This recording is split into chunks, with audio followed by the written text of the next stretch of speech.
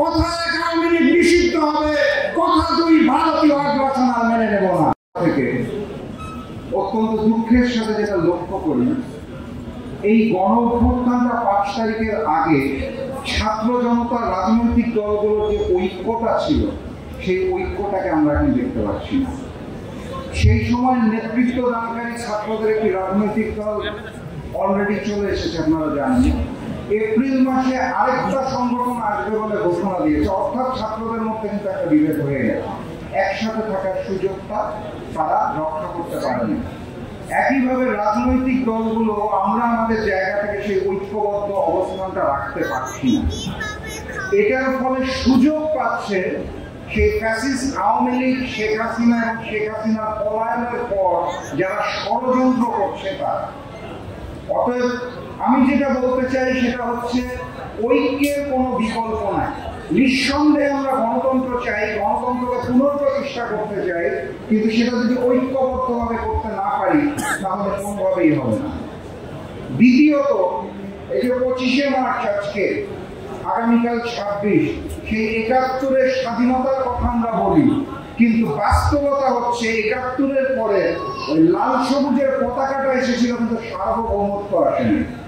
কারণ সার্বভৌমত্বটা ওই ভারত থেকে নিয়ন্ত্রণ করা হচ্ছিল। এবং এই গণ অভ্যুত্থানের পর আমাদের যে চাওয়াটা, সেটা হচ্ছে আগামী বাংলাদেশে আমরা বাংলাদেশকে আর ভারতের পরত রাজ্য হিসেবে দেখতে চাই না। আমরা স্বাধীন এবং সার্বভৌম একটা বাংলাদেশ চাই। সেটা যদি সৃষ্টি করতে হয় তাহলে সর্বপ্রথম কথা, আপনারা জানেন আওয়ামী ছাত্রলীগকে নিষিদ্ধ করা হয়েছে। সেই আওয়ামী ছাত্রলীগকে যেই কারণে নিষিদ্ধ করা হয়েছে, সেই ছাত্রলীগের পরামর্শদাতা, অর্থদাতা, উপদেশদাতা, ওই মূল সংগঠন আওয়ামী লীগকেও চিরকালে নিষিদ্ধ করতে হবে। এটাই কোনো বিকল্প নেই। এবং আমাদের চোখের সামনে যে ফ্যাসিস্ট শেখ হাসিনা এবং আওয়ামী লীগ, তাদেরকে পরিচালিত করা হয় ওই দিল্লি এবং ভারত থেকে।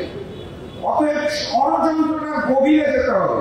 আমরা হাসিনার বিরুদ্ধে বলছি, আওয়ামী লীগের বিরুদ্ধে বলছি, অবশ্যই বলবো, কিন্তু একই সাথে সাথে মনে রাখতে হবে বাংলাদেশের স্বাধীনতা এবং সার্বভৌমত্বের জন্য, সার্বভৌমত্বের প্রশ্নে মূল লড়াইটা ওই দিল্লি এবং ভারতের বিরুদ্ধে। আমরা বাংলা মাটিতে ভারতীয় আগ্রাসনকে আর মেনে নিতে প্রস্তুত নই। আমি বিনয়ের সাথে হাত জোর করে অনুরোধ করবো, গণতন্ত্রের কথা বলে, নির্বাচনের কথা বলে, সংস্কারের কথা বলে আমরা রাজনীতিবিদরা যদি ভুল পথে যাই, আপনারা ভুল করবেন না। আপনারা একত্রিত থাকেন, আমাদের ভুল ধরিয়ে দেন, রাজপথে থাকুন, জাতীয় দাবিতে সোচ্চার থাকুন।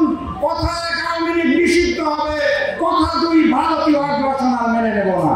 এই কথা বলে আজকের মতো